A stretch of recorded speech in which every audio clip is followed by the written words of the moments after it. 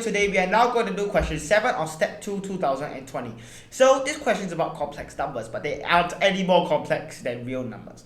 So any complex number is on the form a plus bi, where a and b are real numbers and I is equal to the square root of negative 1. And this is an operation your teacher never told you to do. Now you can write this on the whiteboard and tell the teacher that you're wrong, and that he's wrong and she or she's wrong. Anyway, you can also tell the teacher that Bob Benny wrote it in his treatise on algebra and used it to solve quadratic and cubic equations, and he also described complex number arithmetic as well. So, and Bombelli's treatise, just a little fact, it predates modern symbolic notation, which was created by Francois Viette, and I'm pronouncing that right. So, on to the question. W minus 1 equals to 2 over 3 plus ti minus 2 minus 1, which is a simple substitution. You get 1 minus ti over 1 plus ti. So w minus 1 squared is equal to, so in fact we're not going to do the whole squared thingy. In fact, we're going to rationalize the denominator, because squaring is actually a waste of time.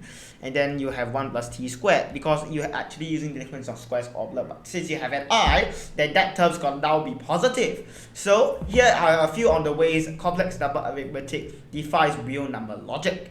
So our equation amounts to this. Hey, would you look at that? 1 minus t squared, 2t, and 1 plus t squared are the sides of a right angled triangle. So w minus 1, modulus on w minus 1 is equal to 1. So this means that the center is 1 and the radius is 1.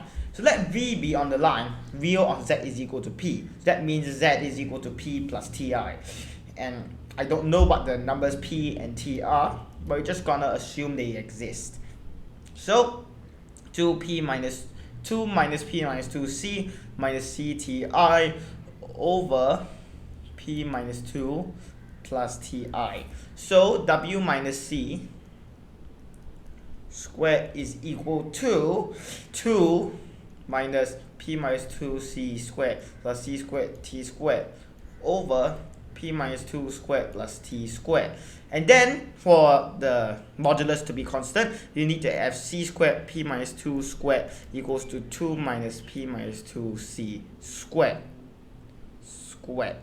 So this basically means that if you solve this equation, take out the square roots and then solve it, you get c equals to 1 over p minus 2.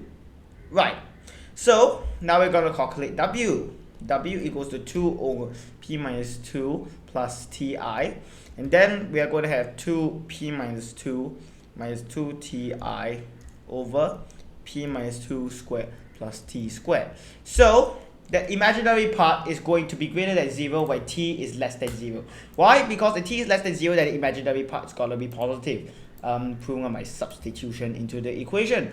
So our next part involves the whole situation, but shifted 90 degrees, because now we're dealing with an imaginary axis. Now this imaginary axis is no more real than the real axis. It's just that think of it as the x and y on a Cartesian plane, and the Argand diagram is to the complex plane, while the Cartesian diagram is to the real plane, of course. So w minus ci would be 2 plus cq minus t minus 2 ci over t minus 2 plus qi.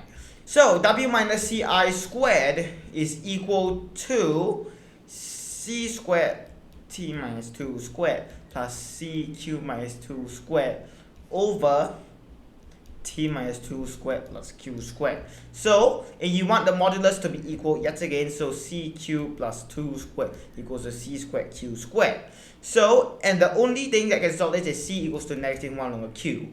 So for which z on h is real on w is greater than 0. So we are now going to calculate w, and w, and you multiply both sides by t minus 2 minus qi, you get 2t minus 2 minus 2qi over t minus 2 squared plus q squared. Now this is the reason why. So t minus 2 minus qi is multiplied on both the numerator and denominator, and the denominator was t minus 2 plus qi. So, and the real part can only be greater than 0 when t is greater than 2. Well, and that can be proven by substitution yet again. Well, that's quite a short question, And I find it really interesting to do such complex number questions because it's very interesting how complex numbers defy usual arithmetic rules. Like you can now have solutions to practically every polynomial, actually every polynomial due to the fundamental theorem of algebra. And there are a lot of things about complex numbers that are very, very interesting, I dare say. But the problem is that the whole list would be too long to fit into a single video, and this video is about the question anyway. So if you want a video about complex numbers or are keen to know about strange numbers or number systems, please let me know. I will be happy to do so. Alright, see you!